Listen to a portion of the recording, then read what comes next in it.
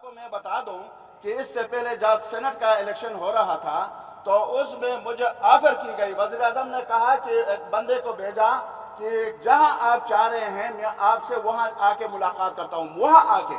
मैंने उनको कहा कि इस वक्त वज़ीर आज़म साहब से मुलाकात करना, चाहे वो प्राइम मिनिस्टर हाउस में हो, चाहे वो पार्लियामेंट लाजस में हो, चाहे वो किसी और जगह हो, ये अब्दुल अकबर चित्राली की सियासी कैरियर और ख़ासकर जमात इस्लामी की सियासी कैरियर को तबाह करने के मुतरादिफ है और मैं इस वक्त इससे मुलाकात नहीं कर सकता। इस तरह सूबे के वज़ीर आला ने मुझसे कहा कि हम आपको फ़ंड भी देंगे, हम आपको तरक्याती फ़ंड जारी करेंगे और हमारे साथ दें। मैंने कहा कि 2.5 सालों तक आपने अब्दुल अकबर चित्राली का नहीं पूछा, हालांकि मेरा हल्का जो है वो सबसे पसमानदा इलाका है, वहाँ सड़कों की ज़रूरत है, वहाँ बिजली की ज़रूरत है, वहाँ पानी की ज़रूरत है, वहाँ जो है ना जी लोगों के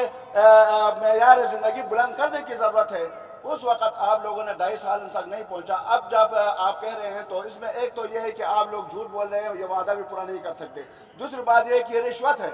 और जिस तरह सेनेट में लोग बिक गए, आज मैं वज़ीर आज़म इमरान खान साहब से ये पूछता हूँ कि जिन लोगों के ज़रिए से आप एतमाद का वोट ले रहे हैं, मेरे ख्याल में आपको बराह रास्त आवाम के पास जाना चाहिए था, बजाय इसके कि जो लोग यहाँ बिक गए थे, वो लोटे बन गए थे, उनको एक्सपोज करना चाहिए था और उनको कौम के सामने लाना चाहिए था। आप तो तब्दीली के नारे लगा रहे थे, आप तो मदीने के इस्लामी रियासत की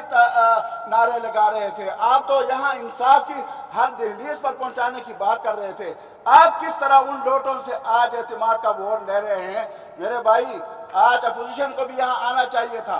ताकि वो लोग जो रिश्वत लेकर,